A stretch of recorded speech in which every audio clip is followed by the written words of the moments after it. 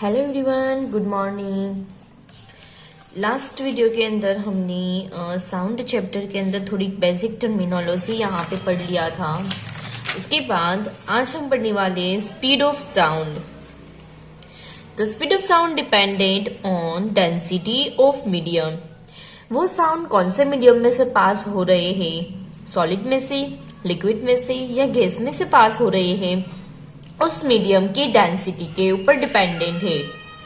Speed of sound decreasing, अगर आप solid में से लिक्विड में जा रही हो, लिक्विड में से गैस में जा रही हो, तो यहाँ पे साउंड की स्पीड डिक्रीज होगी। क्यों फ्रेंड्स? क्योंकि ये डेंसिटी के ऊपर डिपेंडेंट है। अगर जिसकी डेंसिटी ज्यादा होगी, ऑब्वियसली जिसकी डेंसिटी ज्यादा होगी, साउंड वेव्स उसमें ज्यादा पास होंगे, उसकी स्पीड ज्यादा होगी। क्योंकि फ्रेंड्स, आपको पता है सॉलिड के अंदर जो पार्टिकल्स होते हैं वो बिल्कुल पास पास में होते हैं। उसके बिटवीन में जो स्पेस होती है वो बिल्कुल लेस होती है, नहीं होती, कम होती है।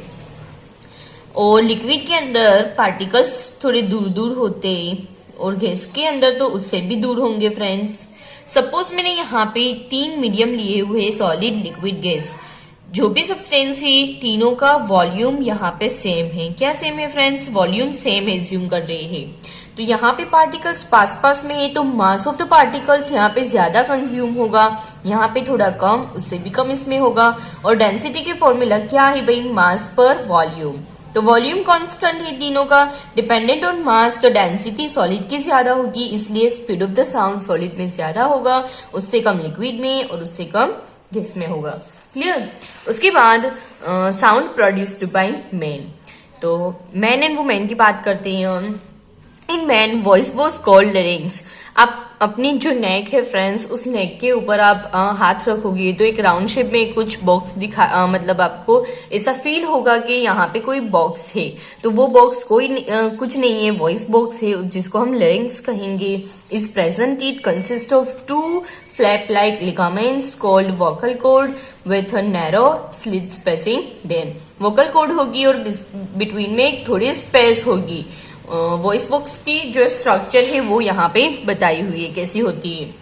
When we speak, air is forced out। This inhaled air forces the vocal cord to vibrate, due to which sound is produced।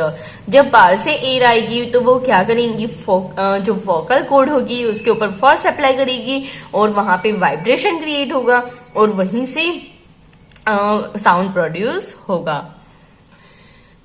Friends, आपको पता है कभी कभी आप देखते नहीं हो तो भी पता चल जाता है आपको कि मेल की आवाज है या फीमेल की आवाज है।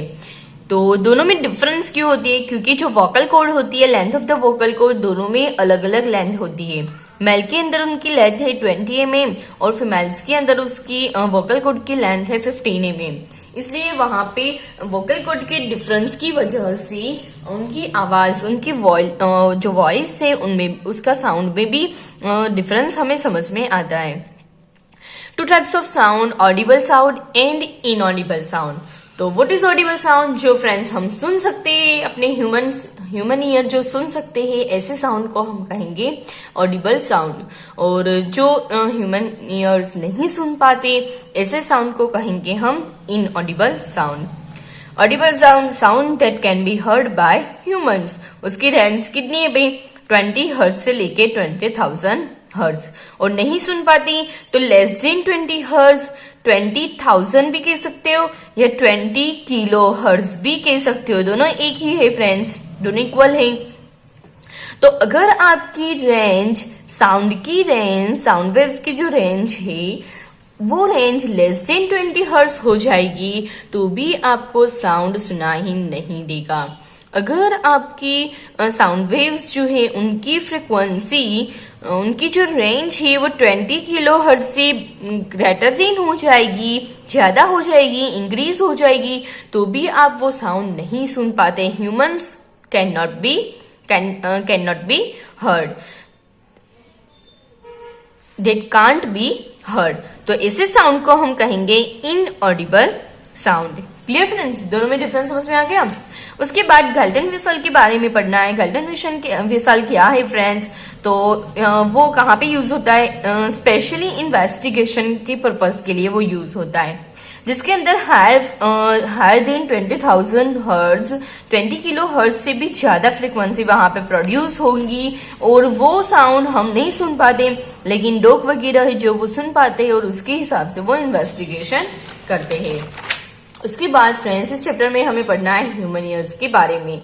तो ह्यूमन ईयर्स फ्रेंड्स क्या करते हैं भाई, it is an organ that helps in hearing, हमें सुनने के लिए वो हेल्प करती है। It is divided into 3 parts. यहाँ पे मैंने स्ट्रक्चर बनाया हुआ है।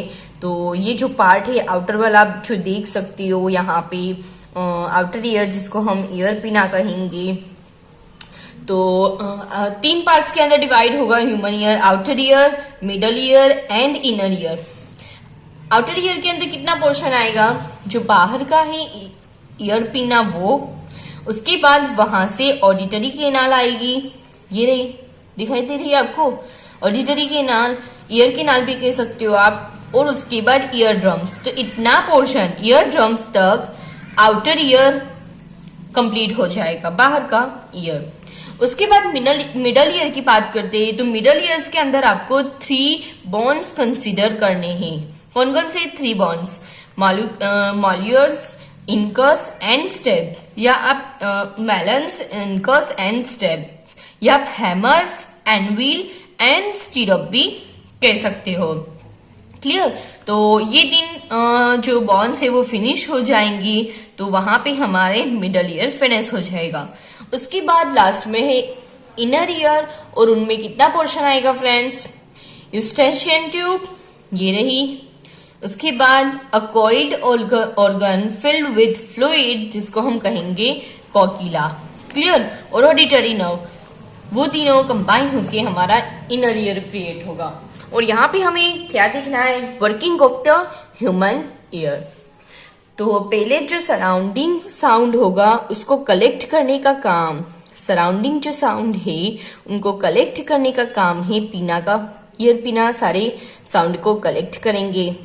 बाद में जो वो साउंड है वो पास होंगे, ट्रैवल करेंगे ईयर केनाल के अंदर से, इनर केनाल के अंदर से वो साउंड वेव्स फोल्ड होंगे ईयर ड्रम्स के ऊपर, उसकी वजह से ईयर ड्रम्स में वाइब्रेशन क्रिएट होगा और वो वाइब्रेशन ट्रांसफर होगा ये 3 जो बॉन्ड्स है, हैमर, एनविल एंड स्टिरअप, वो तीनों बॉन्ड्स के अंदर जाएंगे एक के बाद एक, और वहां पे साउंड की एम्पलीट्यूड इंक्रीज होती है, उनकी जो वाइब्रेशन होगी उस वाइब्रेशन की एम्पलीट्यूड इंक्रीज होगी।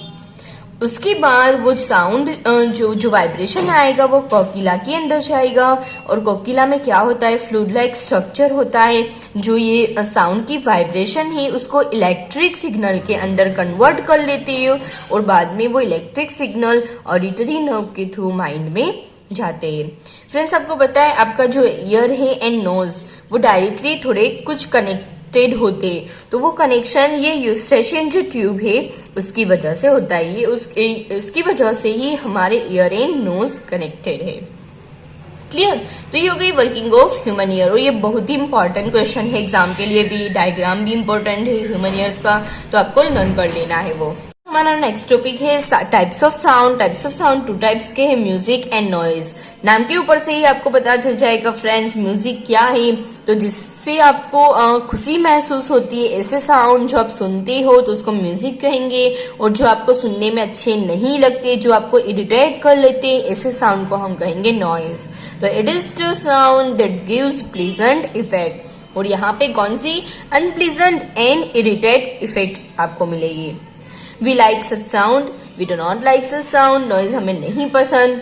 और जो म्यूजिकल इंस्ट्रूमेंट होते, गिटार है, पियानो है, ड्रम वगैरह से जो प्रोड्यूस होंगे ऐसे साउंड को हम कहेंगे म्यूजिक। और sound of breakers, bursting of crackers, explosion of crackers, उसके बाद बहुत सारे व्हीकल्स के जो साउंड है, साउंड ऑफ मशीनरीज, वो सारे साउंड नॉइज प्रोड्यूशन क्रिएट करते हैं। नॉइज होंगे वो सारे।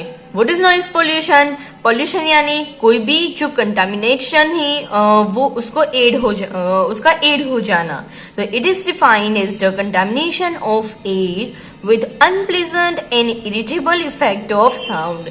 साउंड के अंदर आपको जो नहीं पसंद, जो आपको इरिटेबल है, ऐसे साउंड मिक्स हो जाएंगे तो वो बन जाएंगे नॉइज पोल्यूशन। जैसे कि sound of vehicles, explosion including bursting of crackers, sound of machines. Clear. और इसकी वजह से हार्मफुल इफेक्ट क्या होती है? Harms of noise pollutions. तो कौन कौन सी हार्मफुल इफेक्ट होगी? Lack of sleep. पता है फ्रेंड्स, आप कभी कभी शादी के अंदर जाते हो तो वहां पे डीजे वगैरह बजते हैं, तो शादी में जो एंजॉय करते हैं उनके लिए तो वो डीजे एंजॉयमेंट होंगी और उनको पसंद आएंगे वो वॉल्यूम। लेकिन अगर जिसको वो शादी के अंदर इनवाइट नहीं किया हुआ है तो ऐसे इंसान को वो एज अ नॉइज क्रिएट हो रहा है ऐसे महसूस होगा। तो उसकी वजह से कौन कौन सी हार्मफुल इफेक्ट होती है? Lack of sleep, hypertension, anxiety, more health problems और impairment of hearing. Impairment two types की होती है, पार्शियल और टोटली इम्पायरमेंट। उसकी वजह से डेफनेस आ जाती है। कभी कभी कानों के अंदर डैमेज, हमारे जो ईयर्स होते हैं वो मतलब डैमेज हो जाते हैं और टेंशन आ जाती है, पीपल्स को बहुत ही इरिटेट महसूस होते हैं। तो इसे बहुत सारी हार्मफुल इफेक्ट है नॉइज पॉल्यूशन की। और यहाँ पे हमारा ये चैप्टर नंबर 13 फिनिश हो रहा है। होप सो स्टूडेंट्स आपको ये पूरा समझ में आ गया होगा।